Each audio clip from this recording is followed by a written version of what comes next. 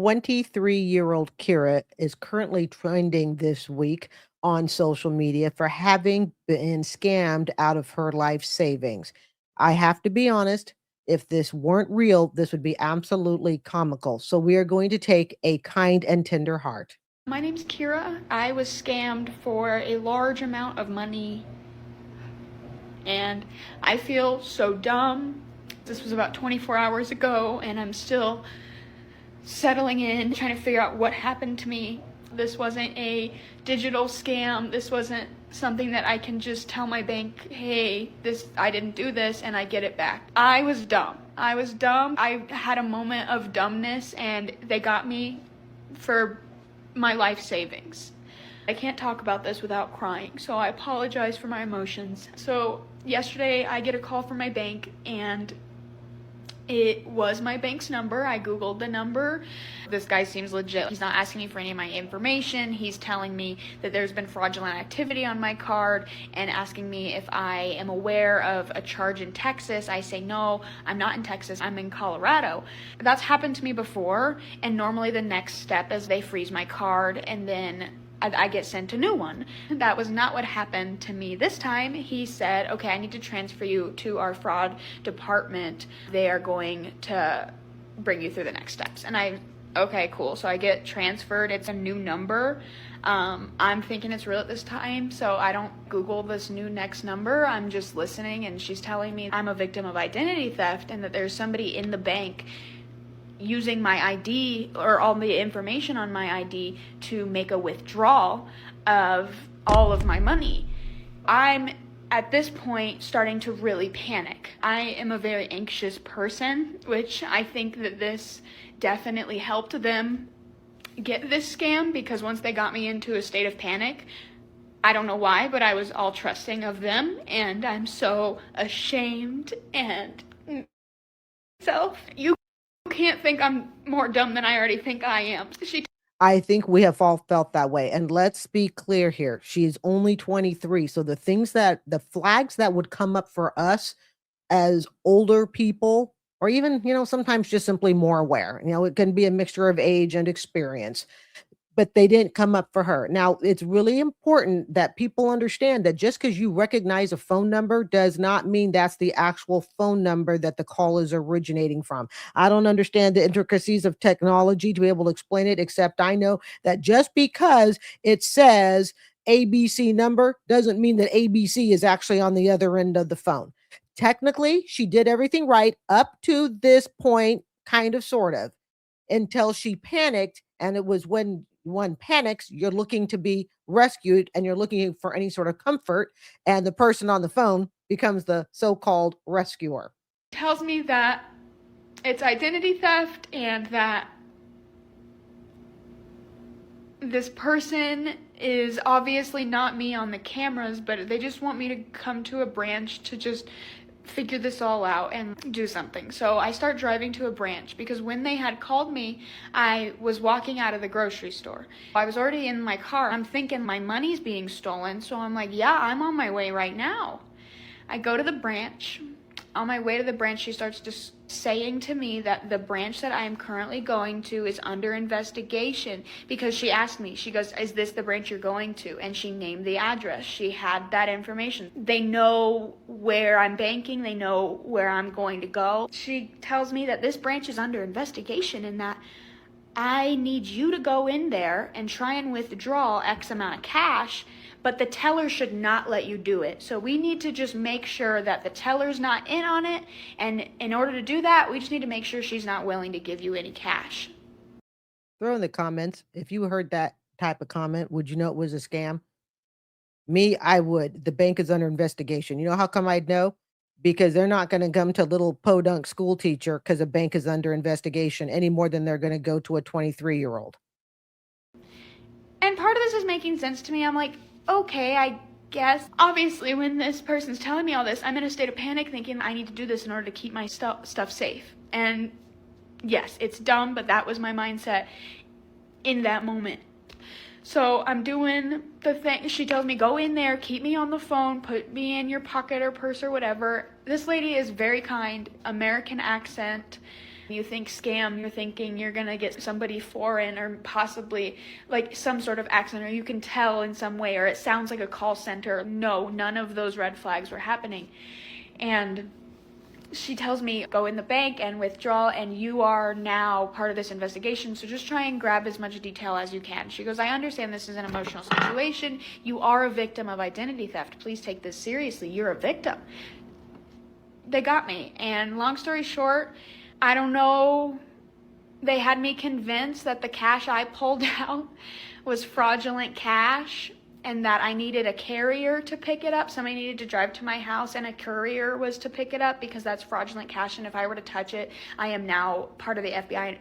And obviously, every time I say this, I want to shake my head empty and bang my head against the table because, like, how stupid could I be? Okay, just in case you missed it, she was told, don't touch the cash, it's fraudulent, but we want you to go get the cash out of your bank account, drive home and deliver it to a courier. Okay. See, like I said, I'm trying really hard not to laugh, and I could have put in 100 GIFs on this thing, but again, we're going to be sensitive.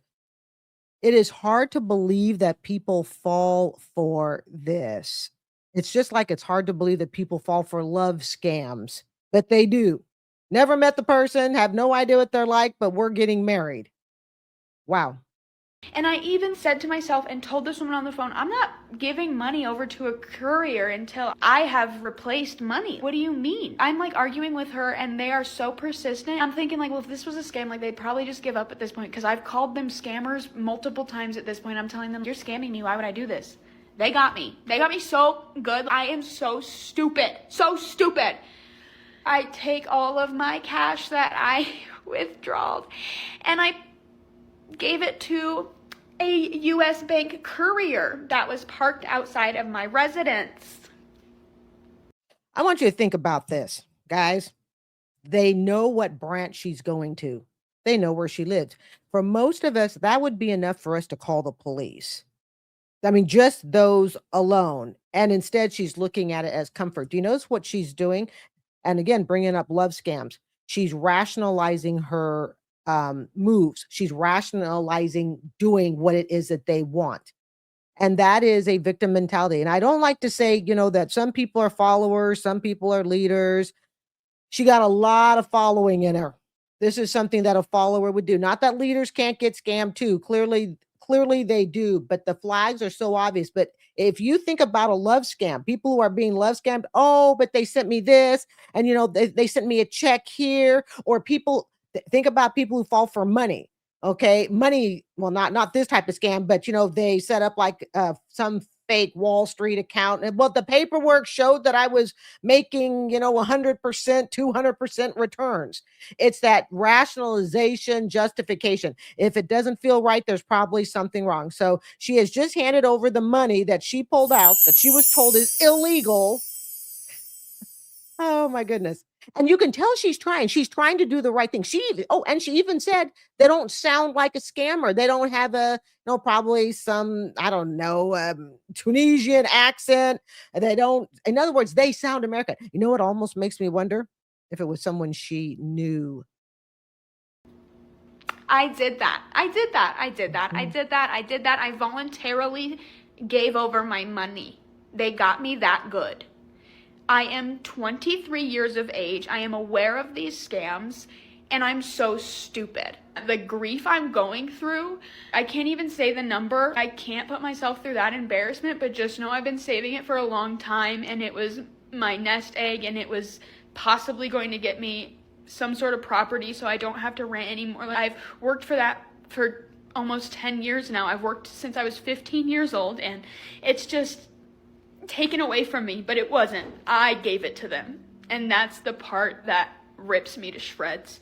Luckily, I'm okay. It wasn't all my money. I'll be able to pay my rent. I'll be able to eat.